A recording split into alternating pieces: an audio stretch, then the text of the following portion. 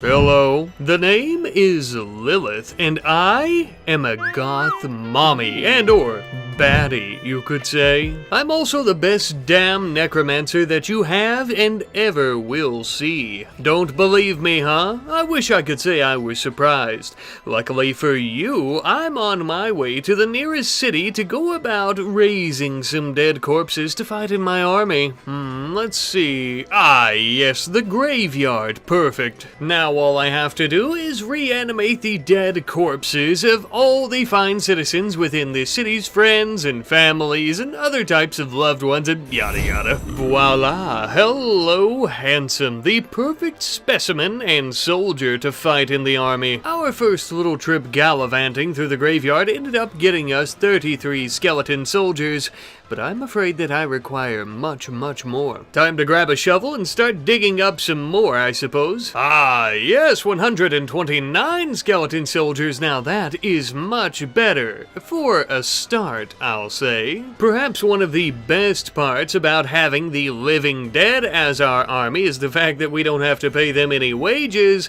and we don't have to feed them either. We, however, do still need money to buy armor and weapons for ourselves, so let's start hunting down some bandits and other disgusting creatures. Oh yes, no doubt your horned head shall fetch a pretty price, my friend, as well as your equipment. What's that? You're going to trample me beneath your hooves? Oh, you poor, dumb, ugly creature. I can't wait to see you try.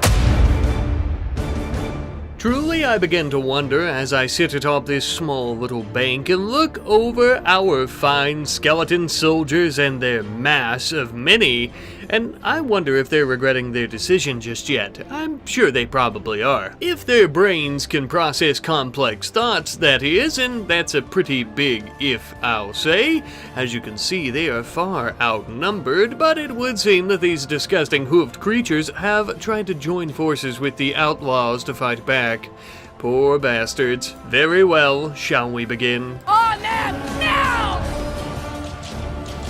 As we began making our way up the hill towards the tree line, our skeleton army was already engaging with these barbaric brutes. As great as it was seeing our skeletons thrashing and beating the shit out of them, you know that Mommy had to get her pound of flesh as well. And with that, the sounds of clattering bones filled the airwaves, as this was our very first victory, with many more to come. Now that that's over though, we can enslave and/or resurrect many of these warriors, and those who did not die we can take prisoner. The corpses of these seasoned warriors are much more effective on the battlefield than the common folk that we've been stealing from graveyards. Not only could we ransom prisoners, but we could also take all of their gear to the nearest town to be sold, and also so that we could ransom these dirty bandits. All this together should bring us in a pretty chunk of change. Of course, though, we would scavenge through much of the gear and equipment to equip to ourselves. Every goth baddie needs a little bit of leather after all, am I right? Time for us to collect more peasants and villagers for our army though. Off we go once more on the road to battle and plunder more brooding bandits and creatures. Thankfully, with numbers like ours, the odds were always in our favor. Ah, smell that crisp spring air with a... is that a hint of... yes, I believe it is rotting flesh and bone meal. Ah, and it would appear that our enemies detect it as well, pissing themselves, no doubt. As they should be, marching our undead minions across this foggy landscape, straight into their jugulars. Some of them were much more brave than others, but I'm afraid that it wouldn't get them very far. And again, of course, I had to quench my own thirst for this bandit blood, to which I would do, although they were teaming up on me and I may have bitten off more than I could chew and more than my armor could handle. Nevertheless, once again on this day, the undead have prevailed. From the salvaged equipment, I also got myself a much nicer outfit that not only will protect me much better, but is much more complementary to my figure, I feel. And I also ended up buying myself this sweet-ass wizard cloak. cut type of pauldrons thing. It looks nice, right? But even though we completely smoked those bandits and deserters during that battle, we're running a little bit low on soldiers ourselves. Back to the old graveyard. You know, I've been wondering if maybe word has spread about us digging up and reanimating all these corpses like... yeah. Looks like it has. Looks like we're gonna have to fight our way out of this one. Here's hoping that this goes well. They currently outnumber us by quite a bit. However, we do have the added advantage of fighting in a graveyard. It would seem that they've caught me in my element, if you know what I mean. With me! Though I will say that my personal guard of skeletons were less than adequate. We weren't exactly expecting company, and I would quickly be overwhelmed by the night watchmen. Thankfully, while they were chanting and cheering about their victory, some of my remaining undead would quickly pull me away from the graveyard. With my tail tucked between my leg and still healing from a knot on my head, I decided to leave the city and begin making my way towards others to raise an undead army, somewhere where my antics would be less known of. And with that, I had raised quite the little warband, just under 190 soldiers. Time for me to continue my escapades of raiding these bandits and beastmen. Disgusting looking creatures, I might add. Give 'em hell! We would show these beasts no mercy, neither I nor my legions upon legions of bonemen. Flesh would be severed, on their part, not ours of course, but they would end up cracking many a rib and femur of our soldier. This was our largest battle yet, and of course we were doing A-OK, but this was also the first time that we had seen these massive behemoth beasts as well, especially in action like this. We could use them in our army at some point, but for now we'll stick with the undead, I suppose. After killing all their infantry forces, we then began running down all of their archers just on the hill before finishing them off. Ah, it feels so good to be a winner.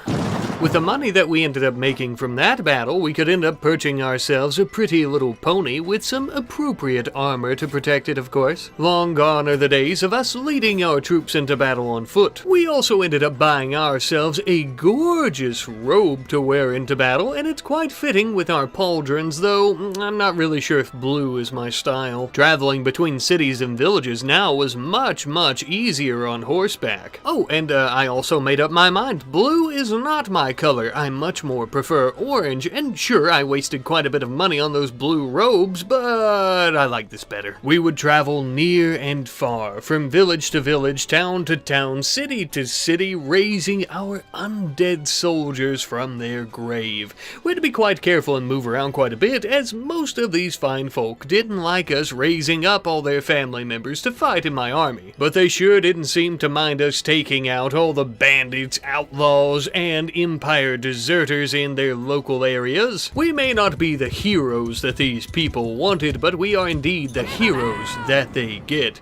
Something of an anti-hero, I guess. Nevertheless, we would continue growing and growing and growing our army until we had an army of 220 undead strong. With an army of this size, we are quite the contender. But having a great big army of skeletons was not all that we wanted. We wanted to go ahead and upgrade them as best we could, making them into much more experienced and much more effective soldiers, including but not limited to skeleton swordsmen, spearmen, damned warriors, and also some black knights as well, who are our first mounted units with some pretty badass skeleton horses as well. With an army of this size, taking on a force about the same size as the one that we previously took on should be much easier. Now this is more like it. Finally, we will get a real taste of true battle. We had caught these beastmen in this beautiful area just as they were about to enter this village and begin sacking it for resources and plunder. Though this battle is indeed for our own personal gain, and perhaps our victory here will help people open their minds to necromancers and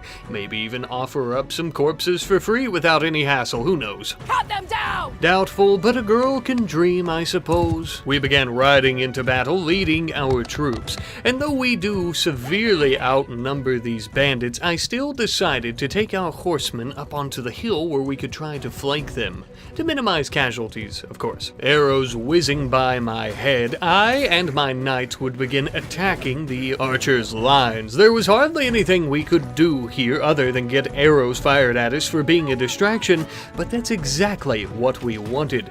If we could throw them off of their footing, we could also keep them from hitting our infantry. Not that they really needed our help, though. They seem to be doing just fine on their own, as you can see. With the aroma of a metallic liquid in the air, another victory under our belt. We had made so much money from all of their gear, I decided to purchase myself a nice little hat. Ironically, this is a witch hunter's hat. But you see, it's ironic because, well, I think you understand. We also ended up purchasing ourselves a cracked bright wizard staff, and I'm gonna level with you here, I have no idea what this does, but I look forward to finding out. It was the perfect weapon to test out on the night watchmen of these cities when they tried to stop me from raising my army further and further. Though it may be a little bit hard to tell, but this staff actually deals fire damage with every landed blow, which is pretty cool. Nevertheless though, we would continue our epic journey across the continent. At one point I seen the siege of a city, and I realized just how small our armies really were, when this army had up to 12,000 soldiers among their ranks. We are but a mere fraction of the power of many of these nations. Looks like we have a lot more growing to do, and many more graveyards to scavenge through. Eventually, we would be at the forefront of an army up to 301 undead strong. And with these capabilities, we could take on basically any size army that the beastmen as well as the deserters and bandits could muster. However, even throughout all this time, I have neglected to tell you that we do actually have the ability to use our magic in battle. I've simply been saving it as I didn't want to make things too easy. It does cost a good bit of our magical points, I forget what they're called of course, and so we can't use it during every single battle, but as you can see, we can overwhelm our enemies with even more hordes of the undead by bringing them from the earth itself. An ability that would be very handy in a pinch, no doubt. By bringing in all these beastmen and bandits and so on and so forth, we've began to amass something of a small fortune for ourselves, so we needed to start upgrading our gear once more. This time around, some nice plate boots and gauntlets. Oh, would you just look at that shine gleaming in the faint moonlight? They look even better when our dark, powerful magic is reflecting off of them as well. And perhaps the best part is that they will protect us much, much better than the leather gear that we were previously using. For a time, we would continue chasing down the beastmen and other undesirables in the area. Not because we hate them, I realize that this is the majority of who we're fighting, but realistically it's because they're easy targets, and it's also quite easy for us to make a good bit of money off of them. Money that we would then use to buy brand new weapons like a Scythe of More. Unlike our wizard staff, I don't expect it to start dealing fire damage to our enemies, but I think it'll be perfect for helping us reap the souls of the living. And, I mean, come on, Necromancer, a giant scythe, it's a fitting weapon, is it not? Especially given our occupation. But even with as far as we've come so far, there is so much more to experience, so many more glorious battles to be held, so many people to meet and companions to join us, undead to join us as well, so many more spells to learn. There's a lot to do. And though, yes, I'm not exactly sure where we're going to go and where this road is going to lead for us. Maybe we conquer nations and own one of our own with an undead army under our thumb. Perhaps we gather up Empire deserters as well and let them help us take over the Empire of Man. There is so much to do and just so much to experience as mentioned, and I can't wait to do it with all of you. Until next time. Hello, glad to see you back. It is I, Lilith, your favorite wonderful wizarding necromancer, the grave-robbing, night-killing sweet succubus. Back again, as they say. At the moment, we're chasing down some chaos cultists so that we can slay them and sell their gear and maybe resurrect a few of them to fight in our undead army. Speaking of money, though, a courier would arrive with a mercenary contract from the Emperor Karl Franz von Holzwing something, who was actually offering to hire us as a mercenary for Reichland, his empire, his nation. Now, obviously, we were none too fond of being under the thumb of an emperor or his country, but we could use the battle experience, and every one of his enemies that we kill, we could attempt to resurrect and grow our own military much stronger, so we accepted. Now buckle your seatbelt, because we currently have a little bit of a roller coaster, an emotional one. At the moment, they were at war with Middenland, I believe is how you pronounce it, but shortly thereafter, as we were making our way there, they made peace with them. And initially I thought, well, there goes my job, literally right after I had just gotten it done. But it seems that they are still currently at war with the repugnance of the Brass Keep. So it looks like we still have a bit of job security. Now, my parents were grave-digging peasants, so I'm not all that familiar with the politics of these lands, but I do know that this handsome chap here is in for a rude awakening when I find him. The Brass Keep literally only has one city that's called the Brass Keep, so I began making my way up there. Just a little bit to the north, where the only thing colder than the icy winds and snow were the blades of bandits. My travels to the north would also lead me across many a beautiful river into many a beautiful city. Beautiful cities that had plenty of dead corpses that we could raise from the dead and, well, they're still dead, but you know what I mean. And with these corpses, our army would balloon to a whopping 407 soldiers. Surely this is enough for us to attack the Brass Keep, I said to myself. Oh, how wrong I was. 1,868 soldiers were defending the Brass Keep. I think that we may have bitten off a bit more than we can chew, so it's time for us to grow our own army more. However, we were also beginning to face a bit of an issue. Many of the nations, cities, and towns all around these parts were beginning to hear word of a beautiful emo mommy going to their graveyards and digging up their loved ones, and thus we had something of a warrant out for us, it seems. Thankfully, though, Reichland still loved their little mercenary mommy, so we started heading out west. In our travels, we would end up meeting a traveling merchant. Now, at first we thought the old man was a bit strange, but we decided to browse his wares anyhow. What's the worst that could happen? And I was quite glad that we had stopped to try and browse his wares, because we had the perfect cloak for our occupation, some Necromancer shoulders. This new caped, spiky, stylish attire not only helps us increase our magical abilities, but no doubt it'll be quite intimidating to anyone we meet on the battlefield. We would also end up buying ourselves a new pair of gauntlets made for a blood knight. Well, we're hardly a knight, but I think that they're still very fitting. As we were continuing our travels, we realized that out west they seem to have many new different types of factions, many of which seem to be some very large cults. Quite literally the perfect enemies for us to slaughter. As we were traveling to the capital city of Altdorf, we spotted many a chaos cultist attacking some of the city's militiamen. We would have to come to their aid, for our mercenary contract, and more importantly, our paycheck from the contract, would depend on it. Don't you worry your pretty little head, handsome, for I have arrived. You're safe now. I must say, these soldiers were acting quite strange. They seem like they've never seen a walking dead corpse reanimated to fight before. Get used to it, boys. We're your buddies now. We had our swords and shields clanking and our bones a-rattling. Our army was ready to viciously tear apart these cultists, who had much less numbers, as you can see. They were some strange-ass looking cats, let me tell you, and that's coming from me, someone who literally commands an army of skeletons with rotting flesh on their bones. Alright boys, let's rock their socks. Hey guys! Look out, you filthy little fools. Mama's got her scythe out, and I came to reap souls and maybe even take a few hearts and heads back home with me. Don't worry, some of you will even come back, just fighting for the right side this time. Obviously, we easily dominated all the cultists. Now then, how about them corpses, eh? We would finally make our way to the capital city where we could trade off many of our prisoners and their gear for some moolah that we would actually end up using to purchase ourselves plenty of horses to pack around everything, and also for many of our undead to ride on. We have such a massive army, but hardly any of them are mounted on horseback, making us incredibly slow, which made our mercenary job of cleaning up the lands and streets around these parts insanely hard because we were trying to chase down such small parties of bandits, deserters, and beastmen. Speaking of which, we would eventually stumble across a large deserter hideout right in the middle of the forest.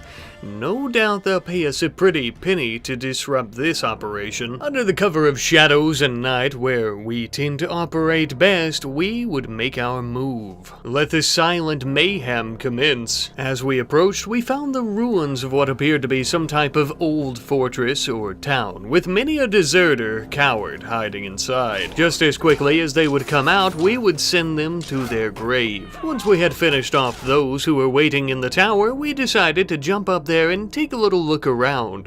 From the distance up here, we could see that there were even more cowards. Our skeleton warriors would quickly engulf them, stabbing them and beating them until they were dead, and we would begin sneaking through the marshes towards a couple more. You could think of me as a swampy reaper of sorts. Though, to be honest with you, I notice, of course, that my pole arm seems to work much better atop my mount. Oh well, we'll still give it a shot. Eventually, the captain of this piss-poor operation would come out to confront us after we had cut a swath through his men. He seemed infuriated, but his large nose and mustache seemed to infuriate me even more. Let's kill him. Rip and tear, gentlemen. I punched him in his big old nose, and then his men wanted a piece of me, so I began to stab them and punch them in their big old noses. He once again would attempt to take me on with another of his men, at which point I was basically surrounded and my skeletons were dying. With a last final action, I would raise a group of the undead from the ground as the deserters took me out. Obviously, I personally had been defeated, but we ended up taking out the deserter hideout as my undead finished off the job once I passed out. But a mercenary's job is never done. We would come upon a very large group of beastmen just near the shore. Given our numbers and strength, we would easily end up defeating these poor furry bastards. But there was a good side to it for them. These Minotaurs among their ranks, and only the Minotaurs, everyone else is being sold to the city, could be recruited into our ranks after enough time. Since we don't technically have an option to resurrect these types of creatures after they die to fight in our army as undead, this is the next best option, and I'm only going to be limiting this to specific types of creatures, like Minotaurs. This will help us offset the fact that it's getting a bit harder for us to sneak into towns to raise the dead for our army. At one point, though, we would end up spotting a decent-sized group of cultists by the name of Second Flesh. Well, nevertheless, I'm sure they're wanted by the fine folks out here, and thus we are going to make some money on them. This was the first time that we were encountering this cult, and they were quite a bit different than the cults that we had previously found. They appeared to like disease, I believe, and they were going to spread pox upon our flesh. I don't think so, little fella. Finally, a decent-sized group of organized cultists in the area, though everyone that we've been fighting so far has been a small little militia or warband. This should be fun. Oh, and it looks like their leader is even trying to cosplay as me. I'm so flattered. As we were prepping for the battle, we could see them coming over the hills in the horizon. At first I thought, damn, they are brave for coming to attack us, but then after seeing the size of our army, they stopped in their tracks. Looks like we'll be coming to these cowards. I can't express how tickled I truly am to spill their blood on these hills. In particular, I had my sights set on their little leader and his little scythe. Oh, how cute.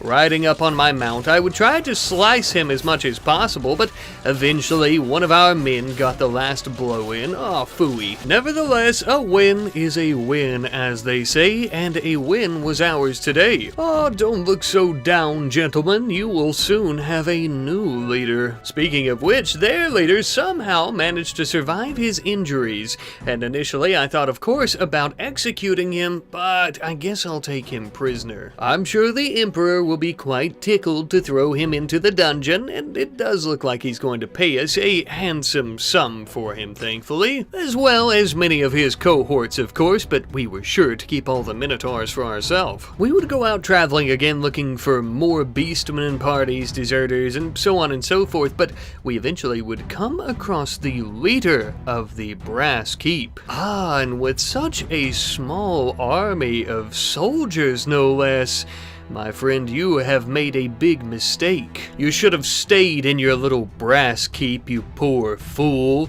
And I don't plan on addressing you as a Chaos Lord. You're going to be a corpse here very shortly. Thankfully, a large army of Reichland's soldiers would also come to our aid. Not that we needed their help, truth be told, we preferred to go in alone, but since they're our employer, whatever. This was sure to be a battle of epic proportions. Standing side by side, our Black Knight skeletons were some of Reichland's finest knights themselves, riding in on griffins. And I thought my army was badass. Good heavens. Many of their soldiers also carried a strange technology which appeared to be something of a firearm. I'm not sure. These poor, non-magical humans always have to invent something to try to keep up. You know how it is. But with our undead standing side by side with some of the finest warriors that this nation has to offer, I doubt that the Chaos Lord will stand even a fraction of a chance. Though it should be said that he was mighty intimidating atop some type of flaming horse.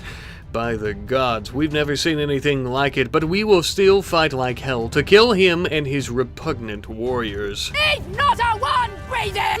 And so it begins, gentlemen, what some would consider the battle of their lifetime. Fighting against the Chaos Lord himself is simply a footstep in a much larger journey for us. As you could see, they were holding a pretty tight coordination, so we would have to bring up undead right in between all of their soldiers to help disrupt that a little bit. I attempted to focus on their leader, but he was a bit hard to reach. Occasionally, I would kill some of their soldiers until I eventually chased him down, managing to strike his pony. By the time it was all said and done and the dust had settled, he and his warriors were defeated, and we were covered in gallons of their blood. Hang in there, Chaos Lord. I'm pretty sure the Emperor has a nice cell with your name on it. It would be a shame, though, if we didn't take something for ourselves. I like your gauntlets. And you know what? I think that they would actually look a lot better on me. Oh, and I'm right, as per the usual, of course. Not to worry, though. I'm still keeping our Blood Knight gauntlets to go with our more formal attire. And we would get to make a good bit of money off a bunch of these Nurgle simp freaks. Not as much as I'd like, but their gear is going to really be where the money comes in at. It was a bit difficult and sluggish, but we were making ourselves a bit of a small fortune. Most of this can be owed up to the fact that we are getting paid for our mercenary work as well. I mean, let's be honest, we were already hunting down these large armies and war bands of beastmen, deserters, bandits, blah blah blah blah blah, and getting paid for their equipment and to sell them off as prisoners and or slaves, so we might as well get paid a little bit extra for doing it for a specific empire, am I right? We were so well known and our army so strong by this point that these deserters were so scared they were willing to just up and join us instead of being killed or taken prisoner, which of course we would never accept. Given our new renown within the realms, I decided that a nice priestess headband might be better than our witch hunter hat. I know it's ironic and satirical, but I feel that this is much better. To help us deal with the fact that there was occasionally a warrant out for us and everybody was trying to stop us from digging up their dead to raise for our army, we actually ended up getting the the skill of Two-Faced, giving us a 50% increase in the chance of sneaking into cities under a disguise. On the 7th day of autumn 2503, the realm of Ostermark had fallen. I have no idea who that was, so moving on. We finally would be able to recruit our very first Minotaur soldier into our ranks. Hello, handsome. It is about damn time you finally joined us. I guess you finally got it through your thick mammal, I guess, skull that we were the best option instead of starving to death or being killed by us. And let me tell you, even just having one Minotaur in our army was a huge benefit. I can only imagine if we have, I don't know, a lot. We once again would come across a traveling salesman who, this time around, had a Necromancer staff. I swear it's almost like he knows exactly what we want. Wielding this item was mostly just for boosting my magical abilities, although sometimes I did enjoy bonking our enemies on the head with it just a little bit, you know. Speaking of magic, we decided to head back towards the capital city of this little empire here and speak with the city's mage. Oh my god, I can't tell you how great it was not only to be in the presence of such a magical place, but another magic wielder. The road gets a bit lonely when your only friends to speak to are the undead who can't speak and also a large Minotaur. I have no doubt in my mind that this city's mage is a very highly skilled mage and is a highly skilled warrior with a lot of knowledge, but he was also something of a short king, if you know what I'm saying. Nevertheless, he would be able to help us learn a few new minor spells, such as Petty Heal, which is going to, well, heal us when we're injured in battle, and how to fire a magic bolt with nothing but our bare hands, pulling this power straight from the ether. Let's test it out.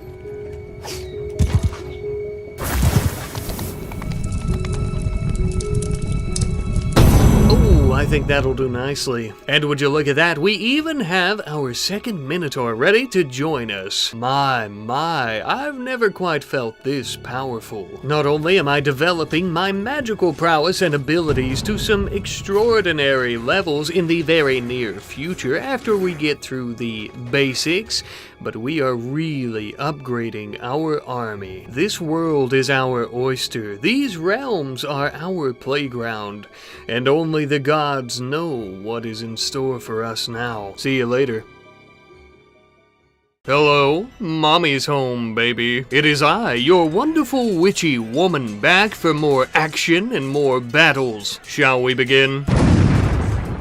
I suppose we could. I've already had my fill of fun here. We have a big episode ahead of us today, my friends, but a big episode like this means big old battles, and for big old battles, that means that we're going to need a big old army. And that is exactly why we're starting out with some of the more boring stuff, unfortunately, like traveling all across these lands and raising up the undead from all the graveyards in these cities to add to our armies of the undead. But with the frigid temperatures of winter upon us now, as we had about 650 strong, give or take, we began seeing the roster, the lineup of fighters for this episode. It would seem that the Harkon of the Blood Dragons has ordered the Order to go to war with Reikland. Oh, you poor vampiric bastard, little do you know that the Imperials have an ace card up their sleeve.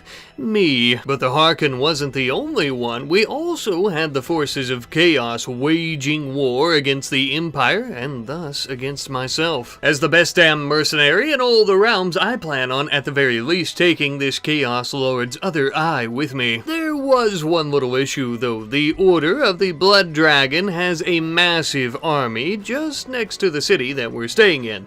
So, I think we're going to stay in the city and reinforce their garrison for the time being to ensure that it's safe. In particular, I think I'll take up post at the local tavern just to ensure that it is safe and sound. Now these are my kind of people, my kind of place. Everybody was hippin' and hoppin' for the most part. The mead was good, the cheese was delicious, and the stew was mediocre. Perfect. But among the unwashed masses, there was someone of interest, a gem within the piles of trash, if you will. A rugged, hooded, semi-bearded gentleman by the name of Lutolf the Huntsman. According to him, he is an experienced hunter, warrior, and tracker who is now doing mercenary work. Funny enough, friendo, that is exactly the type of business that I am in. We agreed to share a bit of our coin with him, and in exchange he would now join us on our mercenary contract working together. We would end up saddling him up on one of the Empire's finest chargers. And as for me, even though I very much love my current occupational attire, I think since we're going to war, it's time for something a bit more fitting. Something that is much more protective for the time being.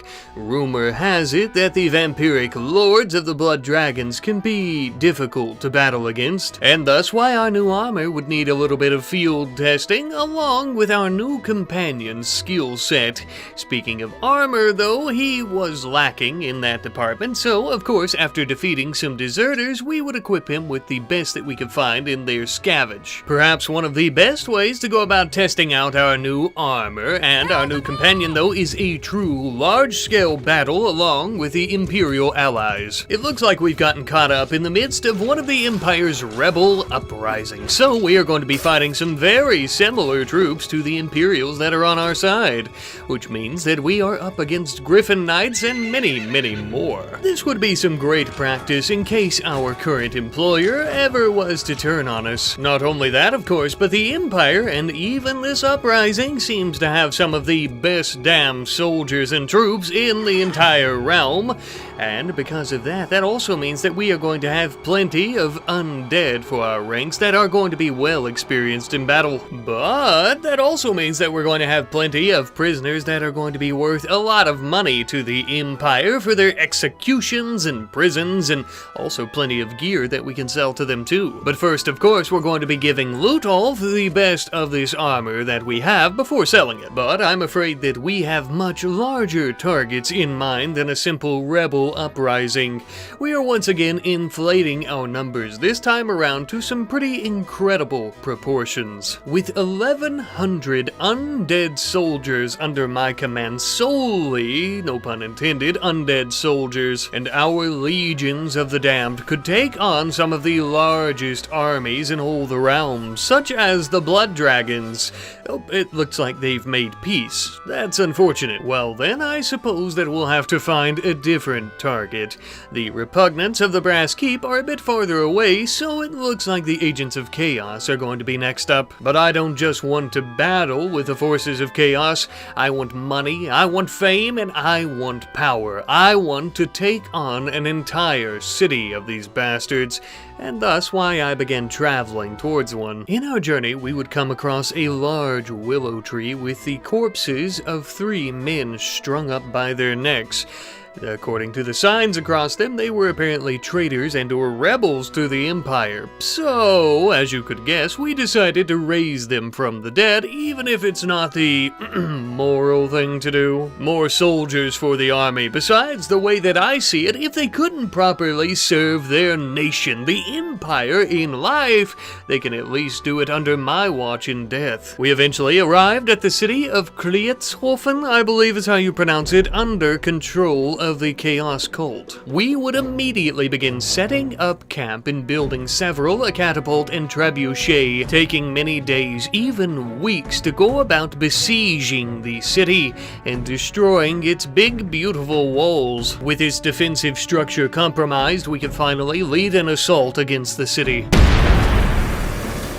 As beautiful as it was damaged. I hated to have to destroy so much of this gorgeous city, but sometimes you have to take the bad with the good, as it was the only way for us to repel the cult inside. There were many civilians inside, no doubt being tortured and sacrificed to whatever chaos god these fools worship, and they needed to be liberated. And even more so, we needed a little bit of glory and fame. One of the first things that I did was ride right on up to the large hole in the wall and begin to raise the undead in between the ranks of these poor chaos warriors. Now, not only would they be dealing with the troops that I was bringing in from outside, but they would also have to deal with those that I pulled from the earth itself on the inside. Around every single corner, they were now surrounded by me and my army of the damned, without even a shred of hope of escaping. Our slaughterhouse was open for business, and even more livestock had come to be murdered. Seeing the majority of their forces, their warriors beginning to falter against our ranks, even their pathetic unarmored cultists would come out to be killed as well. During which time we would also spot the Chaos Lord himself right here, right next to us. Oh, hello, my one-eyed friend. I told you that I would come for you, did I not? After hours of fighting, having the city streets soaked in blood, he would be the last of his forces remaining, and me and my warriors would give him no quarter, of course, cutting him and beating him absolutely senseless. The Chaos Lord had fallen, and all that had remained was an unconscious body, the streets littered with the corpses of his followers ripe for the taking. No longer will you follow a false prophet under a Chaos Lord moniker. You shall serve me. Needless to say, though, that the city is now liberated. You can thank me later. And it seems that we have many new prisoners, such as the Chaos Lord himself, as well as a few of his generals and followers, and many of his soldiers who will fetch a very fair price, no doubt. The city was now part of Reichland, thanks to my efforts, of course, and it was time for us to donate a few troops to the garrison to gain some good favor with the Emperor. Not only for that, of course, but also this will help us ensure that we don't have to come back in a few days and take it over once again. The forces of Chaos have finally been defeated. For now, something tells me it won't be very long at all before they're back on their feet and trying to take over Reichland once more. In the meantime, though, I think that we might attempt to recruit some of their Chaos Knights. They could be quite helpful for our cause. We would personally oversee the reconstruction of the city's walls, as well as removing all the corpses from the streets, which wasn't much of a problem for us, as I'm sure you could guess. But it was nice seeing the city bustling once more, even though it's not quite back up to par with how it was before the invasion. Since we're technically the governess of this city for the time being, we thought that we might have our seat upon the throne. Oh, this feels nice. A lady could get used to this. But I'm afraid duty calls, as it would seem the vampiric lords of the Blood Dragon Order need their asses kicked. As you can imagine, we were happy to oblige. As we began making our way toward one of the Blood Dragon cities, we were chasing down a leader from the Cult of Illumination, whose numbers were very quickly dropping, making it where it was only he, the leader, who was willing to fight us. I believe that they were starving, but nevertheless, we'll take the win. And we were encountering more soldiers from yet another Chaos cult. As you can imagine, throwing a few old magic missiles, or whatever you want to call it, at them and blowing their troops' brains out with it made it quite easy to defeat them. I suppose I shouldn't complain, though, as the fee for taking them into justice, as well as selling all their gear, made us enough money that we could buy ourselves a new beautiful set of armor that was much better than what we were previously using. And with that, my friends, we were living high on the hog, as they say, the highest paid mercenary and the most powerful in all of Reichland. We were beginning to think that nothing could stop us, not even these vampire fools. On this day, we shall have a bloody battle, and we shall make famous this field in front of us. I will say, sitting atop his mount in his crimson suit of armor, the Harkon was somewhat intimidating. The majority of his forces appeared to be made up of the undead as well. It seems that they might be somewhat proficient in necromancy like I. But looks and talk do not win battles. We shall see who ends up victorious here today, Harkon. And the fight was on. Mounted atop my horse, I immediately started trying to hunt down all of these Crimson Knights. I was already beginning to feel a little bit nervous, as I hadn't realized that the enemies had so many mounted units. So of course I attempted to inflate our numbers a bit. Our biggest issue was our lack of ranged troops, as the undead had no such class to upgrade to. So we would have to rely on our footmen and my own skills atop my mount. I began attempting to focus all my energy on the Harkon himself, for I thought that if I could take him out, perhaps without his leadership and guidance his troops would falter. But even after he fell, his Crimson Knights would continue to put up one hell of a fight. No matter how much I hacked and slashed at them, they were very quick, and eventually one of them would manage to take me down. I had been defeated, and with my face in the mud, my soldiers would be left alone to take on the mounted units of the Blood Dragons, who were far more superior and would easily end up defeating the remaining undead. Our first real defeat. Thankfully, my life would be spared as they hoped to make some money off the most powerful mercenary in all the lands, which was a fool's mistake, as I would easily end up escaping some days later. I would waste absolutely no time heading back towards Reichland to get my army back in order and to also swell my ranks once more. As I was going city to city, gaining more troops for the army, I would once again encounter Lutolf, who also told me of another gentleman in the tavern that he had met who might be useful for our cause and mission. A gentleman draped in a golden outfit known as Eckel, the Gold Wizard. Finally, tickled at the idea of having yet another magic wielder among our ranks other than myself, we would offer him some coin in exchange for his services. But he wasn't the only one. I now realize my mistake. Obviously, not having any ranged units is a very dumb thing to do, and to be honest with you, I thought that we might be able to train some of our undead, but since we can't, we're going to be hiring archers. Unfortunately for us, the Blood Dragons would make peace once again before we could come back and cream the Harkon's corn for him. So until another opportunity presents itself, I suppose we'll hone our skills and practice with our archers, as well as our bright wizard, who seems to have quite the magical prowess. Looks like he's more than just a glorified lantern after all. Since we're now employing actual living soldiers in our army, we are going to need things like money for their paychecks and food because they have to eat, blech, whatever. But to go about doing that by feeding them and paying them, we're hunting down many deserters and also beastmen, of course. We would eventually end up employing many scouts who were wielding muskets, some of them who were even sharpshooters. These fellas could shoot a flea off a tick's back at 100 yards. I'm sure they won't have much of an issue killing some of our blood-sucking friends. Unfortunately, there wasn't much of a war going on during this time, except of course against the repugnants, but they were few and far between. So instead we decided to take on some deserter outpost and beastmen and yada yada yada. Eventually though, we would once again see the rise of the forces of chaos. I told you that they would be back, and it looks like they've taken a nearby city that is going to need to be reclaimed. But before we can reclaim a city, we're going to need more undead soldiers, and the easiest way for us to get undead soldiers is by killing plenty of these chaotic pricks. With our army pretty close to what it was previously before we were decimated, it's time for us to take the city of Nuln. We would once again begin sieging the city for many days at a time, with many a catapult and trebuchet behind us, of course, to destroy their walls.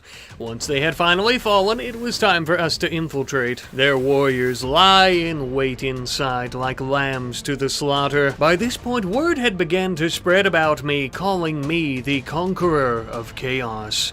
I like it. Now then, it's time for shit to get real. Riding up on our mount, throwing magical missiles straight in and hitting these bastards right between the eyes as our skeletons began pouring in with us as we raised even more from the ground to help us fight. Oh, I've got a thirst for blood that only these deformed, scarred freaks can help me quench. With a swing of my scythe, I would let the heads roll. During the battle, we were beginning to lose many of our soldiers, but we would not lose our faith. The hope of a victory was still easily within our grasp as our reinforcements began making their way to the walls. Now that the battlefield was refreshed with more of our damn soldiers, we would sneak up from behind with another squadron and begin attacking the cultists and their warriors while they were focused on the frontal assault. You might call stabbing someone in the back cowardly, but I call it but sheer wits and tactics. The pathetic worms would begin attempting to flee further inside the city to try and get to the keep where they could hold out from us. We killed as many as possible, and eventually at the end of the day, the slaughter was over. We had won, taking what remained of the Chaos Force's leaders in the city hostage, of course, to have Reichland do whatever they see fit with him as long as we get paid. The city of Nuln was now part of the Empire. Previously, I don't think it was, maybe it was, but now it definitely is. You're welcome, and also, I still very much enjoy these thrones. As I mentioned before, a lady could get used to this. Maybe someday we'll have one of our own. But until then, I'll see you later. Hello, good to see you, my little necro babies. Today's episode will be one for the history books. I hope you're ready. Last episode, we had conquered the city of Nuln away from the chaotic forces in the name of the Emperor and in the name of Reichland. As odd as it may seem, though, today, to begin, we are actually going to be doing a little bit of training with some different types of weapons, as well as getting our renown up a bit and spreading the good word of the Necromancer mommy. And the best way to do that is by going into a few tournaments and bashing in a few heads. Now, not only are we gaining more fame and renown, as previously mentioned, making people more willing and also eager to join our war bands and armies to fight alongside us in the upcoming wars that are no doubt just around the corner, but because we are currently at peace with most other nations and factions, we have to try to hone our skills and keep them sharp. And we had a hell of a lot of fun doing it too. Covered in another man's blood, gaining fame and fortune. Now that's just my game. However, not only would we be earning fame and fortune, but we would also be earning useful skills to use during battle. For example, we have next to nothing in terms of experience with firearms, although these are a common weapon. And without any vampiric lords or their forces to fire at, the arena was the only place we could get this crucial experience. Besides, the musketmen under my command are unlike the undead. Their respect and loyalty cannot just be given to me by raising them from their graves. It must be earned, and by God Almighty, we will earn it. Though increasing my knowledge of this weaponry type is a bit tedious, and after quite a bit of work and training with firearms, I managed to only get my skill up just a little bit, though it is better than nothing. Slowly but surely, though, we will continue educating ourselves on these weapons. In the meantime, we are continuing to run around fighting bandits and beastmen alike, and during this time, we would actually manage to finally recruit some of the Chaos Knights and Warriors who we had previously taken prisoner during our skirmishes with the Chaos Lords. These very intimidating warriors towered above our undead soldiers. And honestly, I can't stress enough just how absolutely crucial their assistance during these battles are going to be. With them by our side and under our command, the odds are ever in our favor. With every deserter, hideout, and beastman warband that we would take down, we would also collect a vast fortune, and also a vast fortune of items like armor and weapons that we would give to our companions as well. The vampiric lords and their massive warbands constantly mocking us with their presence. I can't wait until we're at war with them once more, but until that time, I suppose that the scum of the earth like the Chaos Fighters and Cultists will have to do to satiate our bloodlust. After some time of training a bit more, I would finally be able to wield my very own flintlock pistol, an Imperial flintlock pistol, made by the finest crafters, I'm sure. Now you might be asking yourself, Rat Daddy, why do you keep on harping about using firearms? I thought that this was some type of magical Necromancer playthrough. Well, it is, and that's the exact reason reason that I want to use these firearms. Allow me to explain by using a meme.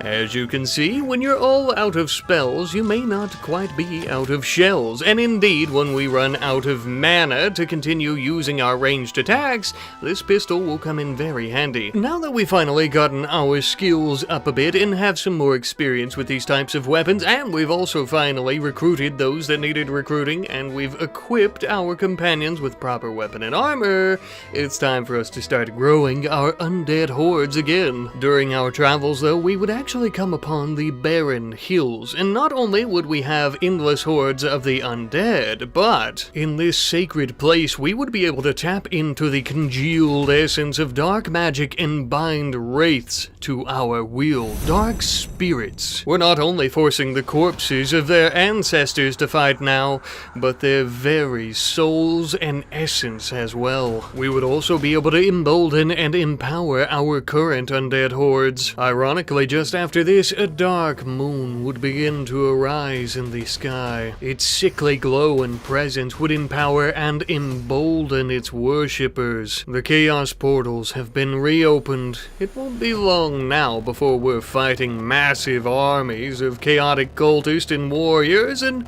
hopefully even the vampiric lords. I must say I'm not all that worried about it, as we currently command a pretty large army, although we still have a long ways to go if we plan on manning and spearheading this war again. Not only in terms of gaining more and more soldiers, of course, but also in our own magical abilities.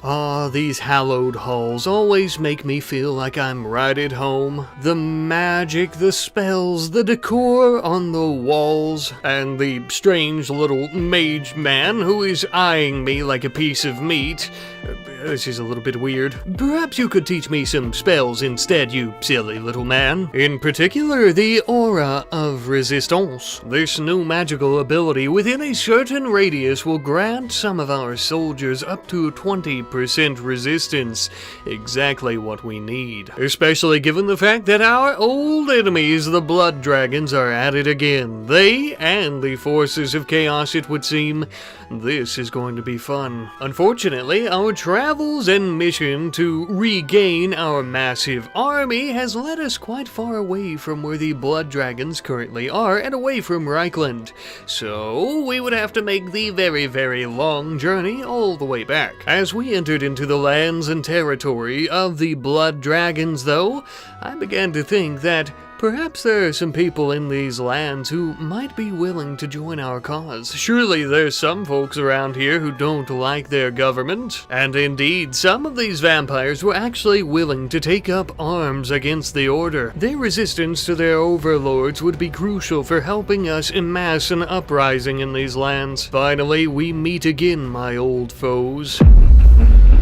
And this time, I don't plan on losing. For today, on the outskirts of this dark forest village, we shall shed vampire blood. With the combined might of our own forces, along with the militias rising against Lord Harkon, we shall defeat his generals here today, and I will claim the pretty little prize of that pale vampire head. And so it would begin. We would wait for our enemies to begin crossing the bridges and the pond here to attack us, as we hurled multiple volleys of magical bombs, musket balls, and arrows at them. As quick as lightning, a large clash would begin happening at the bridge. Our undead warriors fighting their undead warriors, our chaos knights butting heads with their blood knights. A sight full of carnage and beauty. You know I wasn't going to miss out on all the fun, though. Using my pistol as well as my large scythe, I would get down and dirty, ripping the skeletons' heads off. I would also end up using my brand new ability to strengthen many of our own undead hordes, giving them the upper hand. And after using this ability, of course, I had very little magical points left to use anymore, so this is exactly when my new pistol and my new firearm skill set would come in clutch. But as I began to run low on musket balls, I also felt the need to start lapping off heads with my scythe once more. This fight was an absolute bloodbath, and as the vampires' reinforcements finally started coming into the field to help them out, our musketmen and bowmen were making quick work of them. Gigantic volleys of projectiles blackening out what little bit of moonlight was creeping in through the trees. And just like that, in an instant, it was over, and we were victorious. The filthy crimson bloodsuckers and their minions finally crushed beneath our boots, as it were, and as it should be. As I'm sure you can imagine, we would end up taking the vampiric generals as our prisoners. Now, initially I thought about cutting off their heads, but since we are continuing to grow our military, it might be good if we ransom them and use that money to arm our troops as well as our companions. Speaking of which, we would also take many a blood knight as well as other vampiric soldier as our prisoner, and they would also fetch a very pretty penny,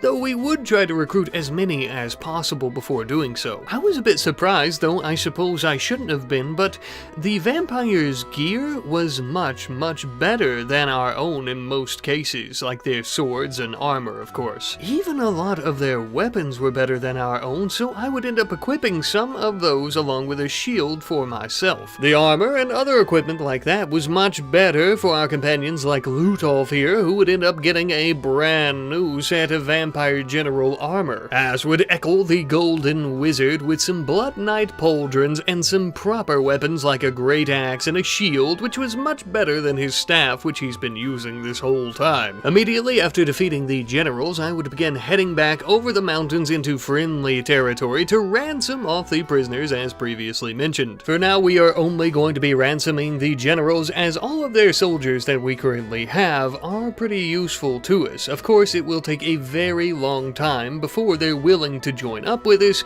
so our party is going to be extremely slow. Damn lazy blood knights and other fools weighing us down all day during our journey. Oh well. At the very least, while we were waiting on them to join us, we could go ahead and upgrade our current warriors, the undead and alike, of course, with our wraiths. They would quickly become hex wraiths riding around on spirit horses. Pretty badass if I say so myself. We would also upgrade the gear and whatnot of the militiamen who were with us during the uprising against the Blood Knights, giving them much more fitting attire as well, and weapons. Realistically, an absolutely massive jump in attire that went from fur coats to full-plated armor. With our new riches, I would end up buying myself a new great helm that somewhat went with my current armor set. Looks aside though, it would protect my face and my noggin much better than my headband. In my journeys, I would eventually come to a city hidden in the trees, the Feast Halls of Wardance, a wood elf city. They too were none too fond of the Blood Knights and had many a mercenary to spare, for the right penny of course. Luckily for me, I just so happen to have a vast fortune of winnings at my disposal to hire as many as they could provide. And not to mention that this city, just like all cities, had a graveyard ripe for the pickings. But these elves had a problem with beastmen terrorizing their cities and villages, just like all the realms seem to have around these parts,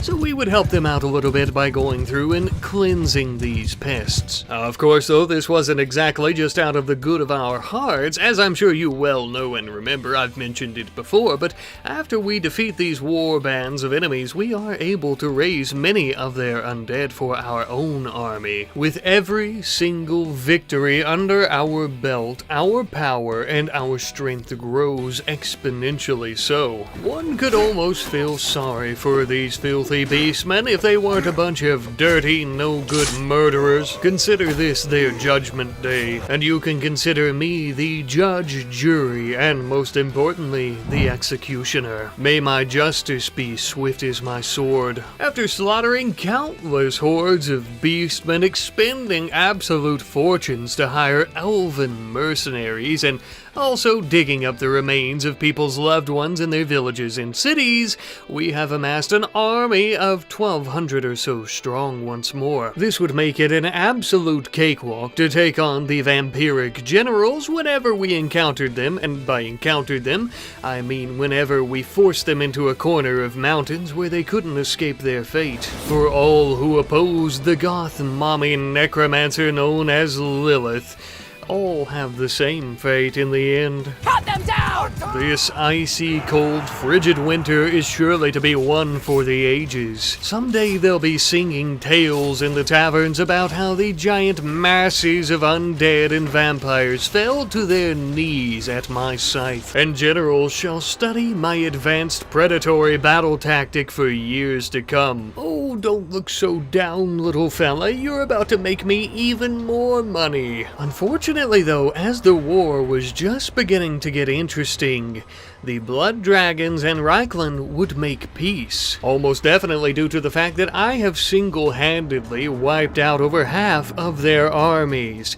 It would seem that my duties as a mercenary have made me a little bit too good at my job. I'm afraid that the Empire does not speak for me, and if they are too cowardice to continue this war against the vampires, it looks like I'll have to take matters into my own hands. The Emperor is nothing more than a weak fool, and does nothing but impede our progress against the Blood Dragons around every single corner. But no more. We will be our own nation now. We immediately began heading back towards enemy territory, stopping in at many an elven city and town, as well as vampiric, taking up any militants who would help us. Our target was the hidden city of Tal-Eth and those who inhabit it and defend it. A crucial foothold in the middle of enemy territory. If we can manage to take this little village city here, hidden in the woods, we could disrupt their entire operation in these lands. However, as we were besieging the city, we had a bit of an issue. We were completely out of food, which is something that our living warriors would need to continue living, of course. So it looks like we're all out of time. It's time for us to lead an assault into the city itself. This battle and this city will be my magnum opus. There were no walls or gates, and thanks to our siege, there were no large-scale weapons that could be used against us. But do not be mistaken, for the defenders of this city were dangerous. We're fighting in their home turf, meaning they'll have the advantage. Have at him! Of course, things like that have never stopped us before. We ordered our army directly into combat with him. They were about to begin going across the bridge as I was firing at our enemies from across with my pistol. Unfortunately, this appeared to be the only way through, and we were being funneled right where they wanted us, so I would take it upon myself to rush up the road to see if there were any other entrances. And sure enough, there surely were. I had snuck in behind their defensive line and began picking off their archers and musketmen one by one. Using my sword, I would continue killing as many as humanly possible. With such a large group of them like this, it was like shooting fish in a barrel, as they say. There was nowhere that I could swing my crooked blade without hitting enemy flesh. It was perfect. But as the battle continued, and as one might imagine, I realized that me being the only one behind their defensive line was not going to cut it.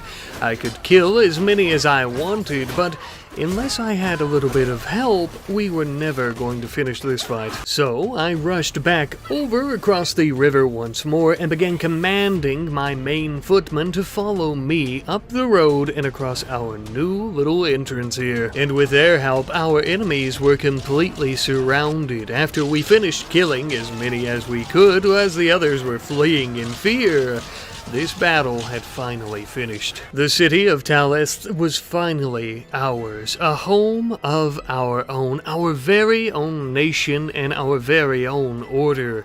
the Order of the Damned. To ensure its prompt and ample protection, we would end up donating the vast majority of our army to defend it, of course. Along with the city would come the small village of the Summer Tree, where we were of course also getting many of our vampiric militants who were uprising with us against the Blood Dragons. In the coming weeks and months, we would commission to have a fortification built in between the city and the small village, so that we could end up training many of these militants as well as elven mercenaries to help us continue defending this territory to ensure their sovereignty and freedom. And as for me, I was simply happy to be ruling over it all with my companions and with my people. It's been a very long and fun journey, my friends.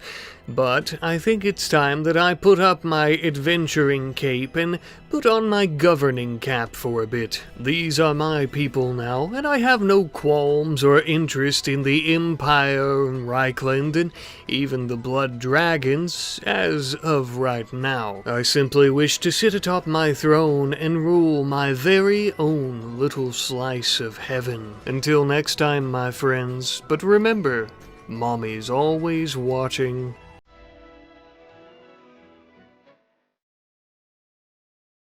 Hello, I just wanted to pop in at the end of the video here and say thank you ever so much for watching the supercut of our Necromancer series. I do truly hope that you've enjoyed. I hope to maybe play some more Bannerlord in the future as well, here very shortly actually. Initially this one was going to be coming out in July, but you know, with the new DLC coming up and stuff, I kind of want to maybe have that ready for July or whatever, I don't know yet. Yeah, this series ended a little bit earlier than I would have liked for it to, as I wanted to keep it going, but at the time, you know, I wasn't a full-time YouTuber. I am now. I think I ended up going full-time about a month or 2 months after finishing this little series, maybe even 3. Regardless, though, I didn't really have the time to do this and RimWorld for, you know, less views on Bannerlord series at the time, but now I do, of course, for all of you that love Bannerlord, so I'm gonna try to maybe do a few more series in the future with the Old Realms mod, maybe a few other mods like the Empires of Europe, and of course the upcoming DLC, so on and so forth. Again, though, I hope you've all enjoyed. I love you guys, and thank you for watching once more. I will see you next time. Goodbye.